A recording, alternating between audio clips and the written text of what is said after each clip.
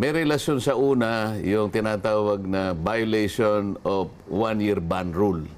Okay. Makikita mo dyan, kaya inisa-isa, in-itemize ng Korte Suprema, yung pangangailangan na ibigay sa kanila lahat.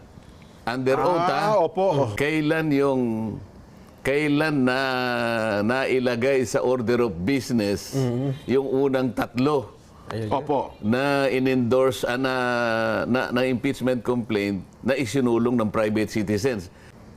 Pagka-receive mismo ng opisina ng Secretary General, immediately kanya i-repair mo sa opisina ng Speaker. Ayun. Meron ba kanyang discretion? Yung Secretary General, para yun ay kanyang ibinbin. Ibig sabihin, pinatulog. Yun ang dahilan kung bakit hindi naaktuhan in December 2, December 4, and December 19.